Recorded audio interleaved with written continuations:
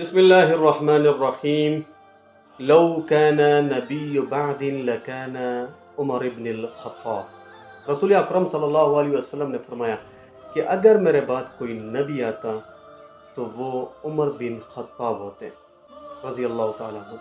ناظرین، آج بات کرتے ہیں کہ بہت سارے ایسے لوگ ہیں جو آج کل امام مہدی کا دعویٰ کر رہے ہیں، یا وہ خود کر رہے ہیں یا وہ کسی کو مخاطب ہو کے کہتے ہیں کہ فلاں بندہ امام مہدی ہے۔ ناظرین، پچھلی بار میں نے ایک ویڈیو بنائی تھی اور نصیر نامی ایک شخص جو محمد قاسم کو آگے کر رہے ہیں کہ وہ امام مہدی ہے، وہ تو میں نے آپ کو واضح کر دیا کہ وہ امام مہدی نہیں ہے۔ کچھ اور ویڈیوز بھی ان پہ بنی ہیں اور اس میں بتائیں علماء کراموں نے کہ محمد قاسم امام مہدی نہیں ہے۔ میں تھوڑا سا اور بھی آج واضح کر لوں کہ امام مہدی نسلاً کون ہے۔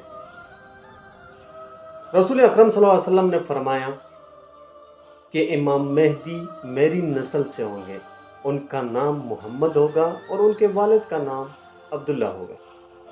ناظرین، ایک دوسری حدیث میں فرمایا کہ امام مہدی فاطمہ رضی اللہ تعالیٰ عنہ کی نسل سے ہوں گے، کیونکہ حضور صلی اللہ علیہ وسلم کے بیٹے نہیں تھے کوئی، وہ بچپن میں وفات پا چکے تھے، تو اس کے بعد حضرت فاطمہ رضی اللہ تعالیٰ عنہ سے ان کی نسل چلی۔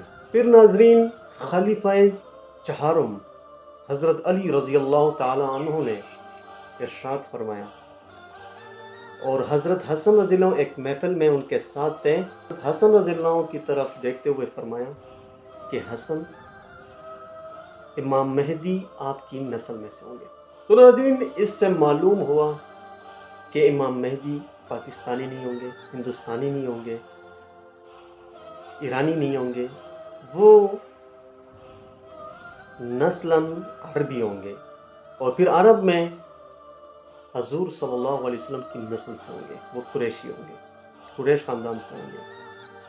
پھر اگر میں مزید ان میں بتاتا چلوں تو آج کل پاکستان میں سید جو اپنے آپ کو کہتے ہیں یا وہ دعویٰ کر رہے ہیں کہ ہم حضور صلی اللہ علیہ وسلم کی نسل سے ہیں، میں ان کے بارے میں کچھ نہیں کہتا کہ وہ واقعی سید ہیں یا نہیں ہے، لیکن اتنا بتاتا چلوں کہ وہ مدینہ میں ہوں گے، لوگ ان کو تلاش کریں گے، وہ بھاگ کر مکہ چلے جائیں گے، پھر مکہ میں لوگ ان کے ہاتھ پر بیعت کر لیں گے۔ تو اس سے معلوم ہوا کہ وہ عرب میں سے ہوں گے، انہوں نے اپنا علاقہ نہیں چھوڑا ہوگا، وہ وہیں پہ ہوں گے۔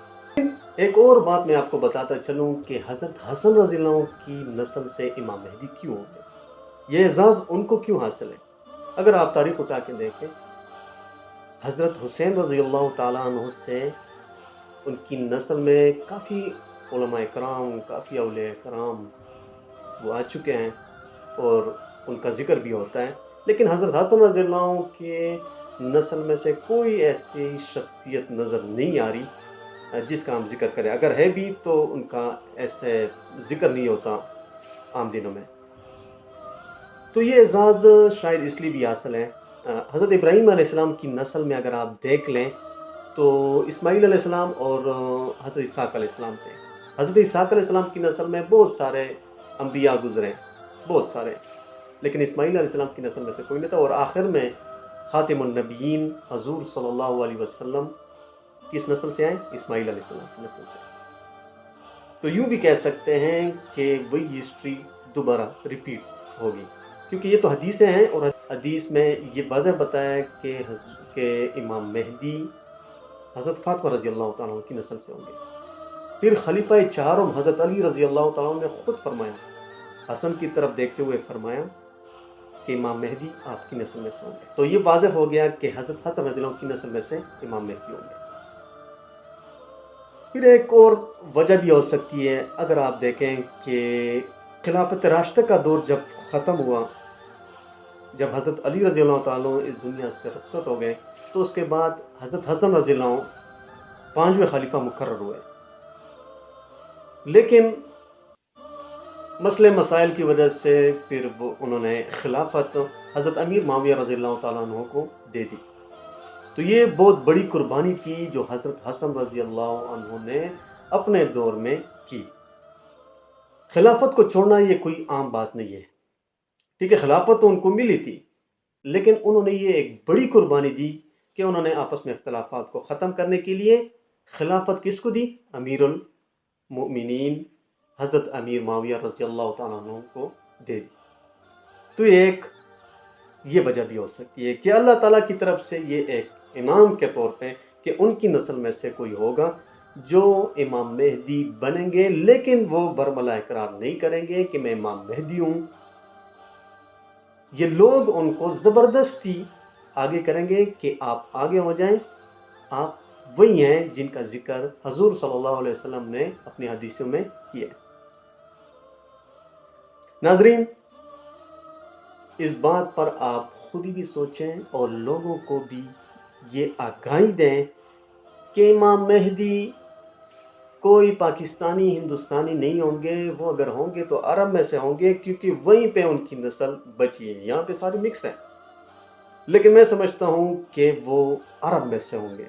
नाज़रीन, एक दूसरी हदीस में ये कहा है कि खलीफा की वफ़ात के बाद मुसलमानों में आपस में इख्तलाफात पैदा हो जाएंगे और कोई और इस तरह अमीरुल मोमिनीन या खलीफा नहीं होंगे कि जिनको वो चुन सके या उनको खलीफा की कुर्सी पे बिठा सके।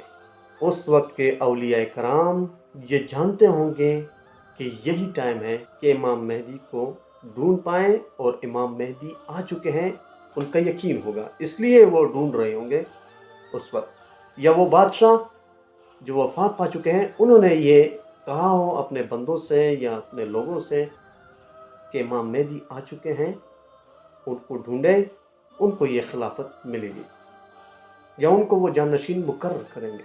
नाजरीन, इसलिए हमें ये यकीन होना चाहिए कि इमाम मेहदी मक्का और मदीना में तशरीफ लाएंगे, वहीं पे उनका ज़हूर होगा, वहीं पे लोग उन पर बैत करेंगे। इसके अलावा और भी बहुत सारे अहादीस हैं, उनमें यह फरमाया है कि खुरासान से एक लश्कर आएगा कि जिनमें इमाम मेहदी होंगे, लेकिन जो बैत का सिलसिला है वो मक्का में है। जहाँ तक खुरासान के लश्कर के बारे में जिक्र है, तो ये भी हो सकता है कि जिस टाइम उनका ज़हूर ना हो और वो उस टाइम खुरासान के लश्कर में हो या उनमें शामिल हो, या कोई ओहदा उनको मिला हो या ना हो, लेकिन उस लश्कर में शायद हो। और ये भी हो सकता है कि खुरासान का लश्कर एक इस्लामी लश्कर होगा, दीन इस्लाम के लिए काम करता होगा, इसलिए इमाम मेहदी उसमें शामिल होंगे या उसका हिस्सा होंगे। और जब खुरासान के लश्कर के सरबरा वज़ीर आज़म अमीर मोमिनीन या खलीफा का इंतकाल हो जाए, उसके बाद शायद वो लोग ये जानते हों कि अब वो वक्त आ गया है कि इमाम मेहदी को ढूंढ लें, कोई और इसकी जगह नहीं ले सकता, ये वाहिद शख्स होंगे इमाम मेहदी जो इस ओहदे को संभाल सकेंगे या इस काबिल होंगे। इसलिए जब उनका ज़हूर होगा मक्का में, तो खुरासान से लश्कर आएगा जो इमाम मेहदी की मदद करेगा। यही वो लश्कर होगा जो इमाम मेहदी को मजबूत करेगा। तो लाजमी बात है, या उस टाइम के जो अमीरुल मोमिनीन होंगे वो इनको अपना खलीफा बनाएंगे, या फिर ये भी हो सकता है कि खलीफा के इंतकाल के बाद जो वहाँ के लोग होंगे या जो इमाम में जो खुरासान के लश्कर के ज़िम्मेदार लोग होंगे, वो इमाम मेहदी को अपना अमीर मुकर्रर कर लेंगे। नाज़रीन, आज के लिए इतना ही, और इस बात पर आप फोकस कर लें कि कोई इमाम मेहदी यहाँ पे नहीं है। वो दुनिया के सामने आ जाएगा और सब लोग यकीन करना शुरू कर देंगे। वो देख लेंगे आप कि क्या वो इमाम मेहदी के काबिल है या नहीं है, क्योंकि लोग उन पर ज़बरदस्ती बैत करेंगे। तो आजकल जो पाकिस्तान हिंदुस्तान में ये कुछ हो रहा है कि मैं इमाम मेहदी हूँ, मैं इमाम मेहदी हूँ, तो ये झूठ है। तब तक अबरार अहमद को इजाज़त दीजिएगा, इंशाल्लाह नेक्स्ट वीडियो में मिलते हैं।